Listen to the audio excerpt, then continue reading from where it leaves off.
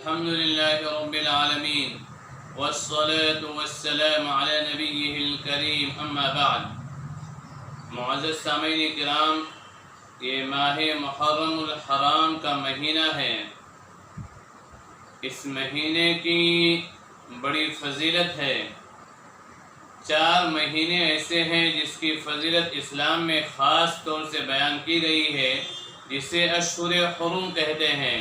قرآن کریم میں رب اکرم نے ان 4 مہینوں کی فضیلت بیان کی. مفتی شفیع صاحب رحمۃ اللہ علیہ نے معارف القرآن میں لکھا ہے کہ ان 4 مہینوں میں جس نے اللہ کی عبادت کی، جس نے تقوی والی زندگی اختیار کی، جس نے اللہ کی خشیت اختیار کی، امید ہے کہ آئندہ پورے سال اللہ تعالیٰ اس کو نیک اعمال کی توفیق دیتے رہیں گے. ان عدت الشہور عند اللہ 12 شہرا فی کتاب اللہ یوم خلق السماوات والارض منها 4 حرم. ترمذی شریف کی روایت ہے، علی رضی اللہ تعالی عنہ کے پاس ایک شخص آئے. انہوں نے سوال کیا کہ رمضان کے روزوں کے بعد میں کن روزوں کا زیادہ اہتمام کروں؟ تو حضرت علی رضی اللہ تعالیٰ عنہ نے فرمایا کہ اے شخص، میں ایک دفعہ اللہ کے رسول صلی اللہ علیہ وسلم کے پاس بیٹھا ہوا تھا. ایک شخص نے آ کر یہی سوالات کیے تو اللہ کے رسول صلی اللہ علیہ وسلم نے فرمایا کہ رمضان کے روزے کے بعد محرم کے روزوں کا سب سے زیادہ اہتمام کرو.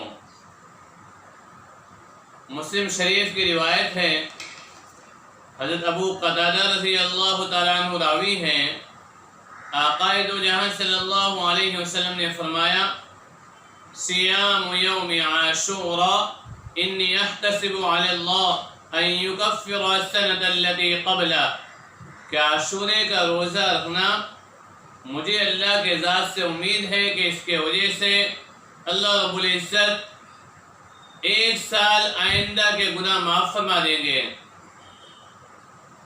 کہ پچھلے 1 سال کے گناہ اللہ تعالیٰ اس کی وجہ سے معاف فرما دیں گے. ابن ماجہ کی روایت میں ہے کہ آئندہ کے 1 سال کے گناہ بھی اللہ تعالیٰ معاف فرما دیں گے. اس لیے عاشورے کے روزے کا اہتمام کیا جائے. اللہ کے نبی کریم صلی اللہ علیہ وسلم مکہ المکرمہ میں اس روزے کے رکھنے کا اہتمام فرمایا کرتے تھے، اور قریش مکہ بھی یہ روزہ رکھا کرتے تھے. اور اسی دن قریش مکہ غلاف کعبہ چڑھایا کرتے تھے، کعبے پہ غلاف چڑھایا کرتے تھے. اللہ کے رسول صلی اللہ علیہ وسلم بھی اس روزے کو رکھتے تھے، لیکن آپ صحابہ اکرام کو حکم نہیں دیتے تھے.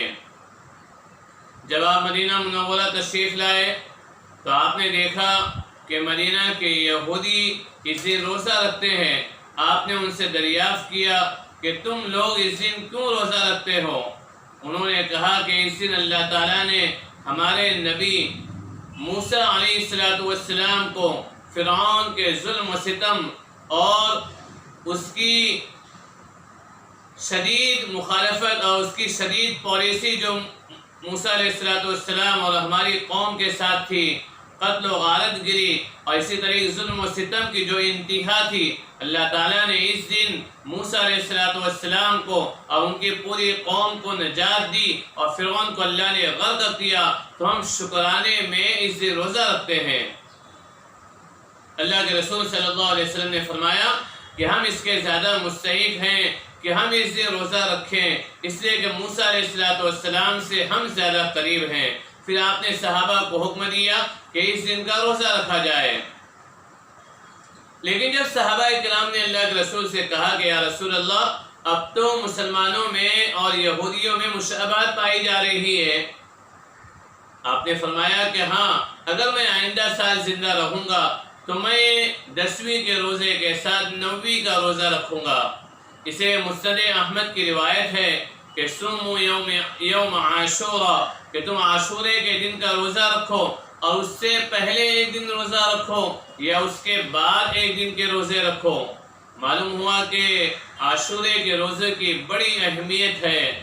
عاشورے کے دن کے ساتھ اور بھی بہت سارے واقعات منسلک ہیں کہ اس دن بہت سارے واقعات رونما ہوئے، اور اس دن اللہ تعالیٰ نے بہت سارے بندوں کی توبہ قبول فرمائی۔ اس لیے ہمیں چاہیے کہ اس دن ہم روزہ رکھیں، اور روزہ رکھنے کے اللہ کے حضور گریہ وزاری کریں، دعاؤں کا اہتمام کریں، اللہ رب العزت دعائیں قبول فرمائیں گے۔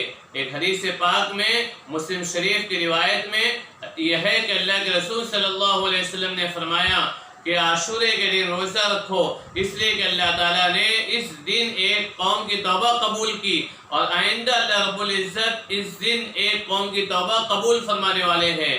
اس لیے ہم اس امید کے ساتھ کہ اس دن توبہ قبول ہوتی ہے، اللہ کے حضور ہم کیا کریں؟ روزہ رکھ کر توبہ کرتے رہیں، دعا و استغفار کرتے رہیں۔ دوسری ایک بات یہ ہے کہ عاشورے کے دن اپنے گھر والوں میں رزق کی فراوانی کرنا، یہ مشکات شریف میں صاحب مشکات نے بیہقی کے حوالے سے روایت بیان کی ہے۔ علماء کرام نے کہا ہے کہ روزہ رکھنا ہے، سحری اور افطاری میں فراخی کرنا ہے، یا ان چیزوں میں جن کا تعلق کھانے سے نہیں ہے اپنے گھر والوں پہ فراخی کرنا ہے، شاندار اور زوردار دعوتوں کا اہتمام کرنا اس دن۔ یہ رافضیت یعنی شیعوں سے مشابہت ہو جائے گی، اس سے بھی ہمیں بچنا ہے۔ اللہ تعالی ہم تمام کو عمل کی توفیق نصیب فرمائے، آمین۔